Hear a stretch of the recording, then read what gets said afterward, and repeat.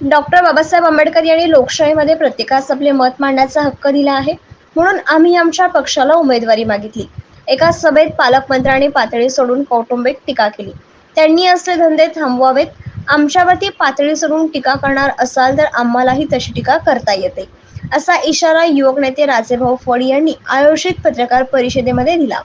तुम्हाला परळी मतदारसंघामधील जनता धडा शिकवल्याशिवाय राहणार नाही. स्वतःला ते साहेबांचा वारसदार समजतात, मात्र तेच स्वर्गीय मुंडे साहेबांचे नाव पुसून टाकण्याचा घाट घालत असल्याचंही राजेभाऊ फड म्हणाले. पालकमंत्र्यांनी पीक विम्यात मोठा घोटाळा केला. जगमित्र कारखान्यासाठी देवस्थानच्या जमिनी हडप केल्या. घोटाळ्यात कमावलेला पैसा वापरून ते निवडणुकीत उतरले आहेत. विधानसभा निवडणुकीचे शपथपत्र दाखल करताना पालकमंत्र्यांनी चुकीची आणि खोटी कौटुंबिक माहिती दिली आहे. 5 अपत्यांचा त्यांनी उल्लेख केला, मात्र दुसऱ्या पत्नीचा उल्लेख त्यांनी केला नाही. याचा अर्थ समजायचा असाही सवाल त्यांनी उपस्थित केला आहे.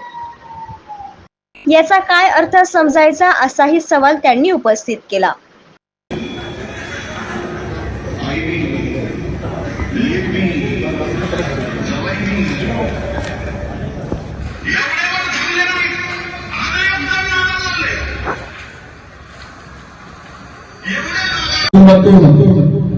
अनेक जण माझा पालकमंत्र्यांचा प्रश्न आहे की तुमच्याच कुटुंबात खासदारकी, तुमच्याच कुटुंबात आमदारकी, तुमच्याच कुटुंबात जिल्हा परिषद, तुमच्याच कुटुंबात ग्रामपंचायत, हे काय तुम्ही तांबडे पत्र घेऊन जन्माला आलेत का की तुमच्याच कुटुंबाला द्यायचं सगळं? तुमच्या डॉक्टर बाबासाहेबांच्या घटनेमध्ये असं कुठे लिहिलंय का की कुणी तिकीट मागू नये?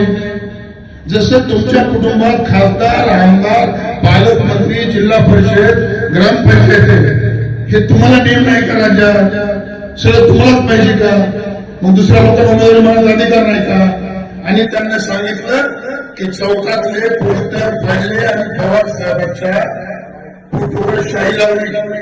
हा तो त्यांचं शाही लावणारा आणि पोस्टर फाडणारा त्यांचा फोटो मी दाखवतो. आणि त्यांच्या बाजूला त्यांचा भगवानराव नावाचा मार्केटचा संचालक, त्यांचा सोबत हे त्यांचा कार्यकर्ता असून माझ्या ऑफिसला कार्यकर्त्याने शाही लावली. त्याच कार्यकर्त्यानं फोटो लावला.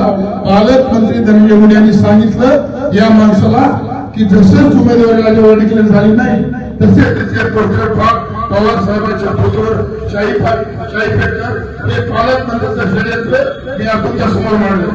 आणि त्याला माझा प्रश्न आहे की का बाबा तुमच्याच घरात खासदारकी, तुमच्याच आमदारकी, तुम्ही जिल्हा परिषद, तुम्ही ग्रामपंचायत, कशामुळे तुम्हाला या पैशाच्या जंतर निवडून द्यायचं?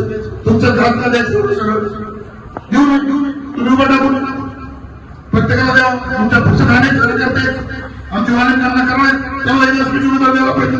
ते एखादे आमदार होते तरी पण तुम्ही उभं टाकले. असे तुम्हाला कराड, फड, मुंडे, गुट्टे असे बाकीचे सुद्धा जमत नाहीत का? तुम्हीच टाकता का सगळ्या मतदारसंघात? किती वेळेला तुमचं चाललंय? तुमच्या घरात सगळे पद घेता.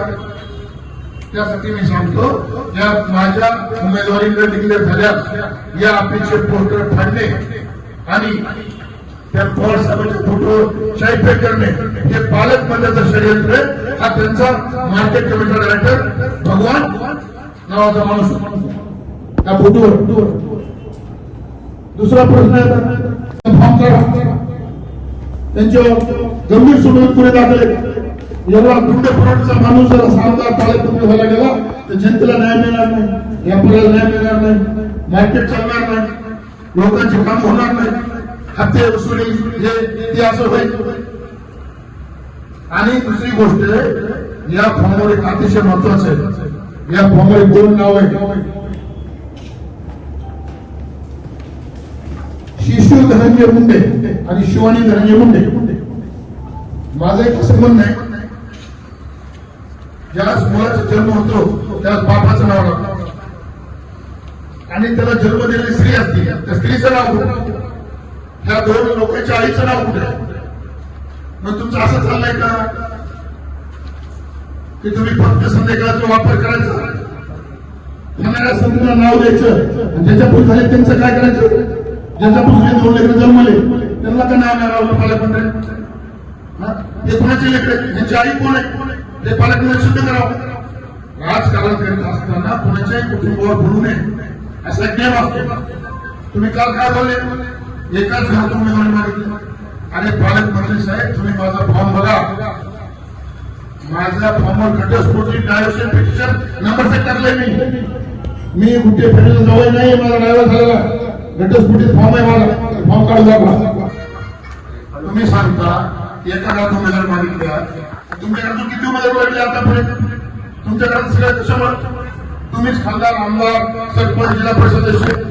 माझा प्रश्न आहे, या शिशु मुंडे आणि शिवानी मुंडे, शिशु धनंजय मुंडे, शिवानी धनंजय मुंडे यांच्या आईचं नाव ह्यांना सांगावं, डिक्लेअर करावं, लोकांना जिंकला करावं. या दोन लेकराची माय कोण? तुम्ही आमच्या कुटुंबावर बोलल्यास आम्ही तुमच्या कुटुंबावर बोलल्याशिवाय राहणार नाही. काय पालकमंत्री करतात? बीड जिल्ह्याचे पालकमंत्री निवडण्याचं काम काय? सकाळी, दुपारी, संध्याकाळी बंद करा. हे लाडकी बहीण योजना चालू केली. एकही बहीण तुम्ही तिथं आता आम्हाला बोलायचं नाही.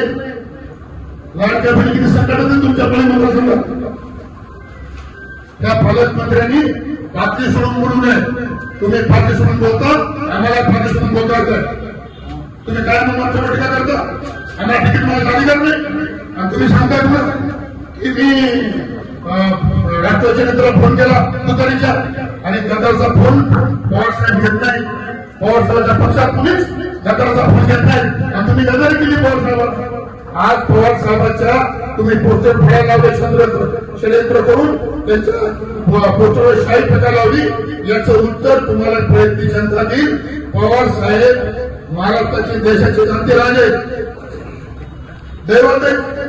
एका महिलेच्या नावावर गाडी दिली, ती पुन्हा दुसऱ्या नावावर कसा गेला? पुन्हा दुसऱ्या गुन्हा लागायचा झाला नाही. सगळ्या लोकांनी पत्रकाला छापवायला पेपरला किती आक्षेप पूर्ण केला. कोण गाडी चालत होतं? मी सांगतो तुम्हाला, त्या टायमाला धनंजय मुंडे नावाचे बीड जिल्ह्याचे पालकमंत्री गाडी चालत होते आणि त्या महिलेचा मृत्यू झाला, पण केस पण झाली नाही. दुसऱ्याचं नाव ठेवलं. त्या महिलेचं नाव होतं स्वाती शामराव राठोड, बेलंबा तांडा. त्यांच्या डॉक्टरच्या फार्म हाऊसला जात असताना ते स्वतः गाडी चालत होते आणि एक आमची भगिनी ही बाथरूम टॉयलेटला बसली असताना तिच्या अंगावर गाडी गेली. ती गाडी कोण चालत होतं? पालकमंत्री साहेब. त्याचे पुरावे आमच्याकडे. तुम्ही त्याचं उत्तर द्या. आपल्या प्रतिसादातून पालकमंत्र्यांनी विश्वप्रतिज्ञा घेतली. मी कोणी तुम्ही बोलण्यामध्ये तारतम्य ठेवा. कुणाच्या कुटुंबावर बोलण्यापेक्षा त्यांची परिस्थिती जाणून घ्या. त्यांची बोला, त्यात काय झाले काय नाही, कोण कुणाचा काय आहे त्याचा विचार केला पाहिजे.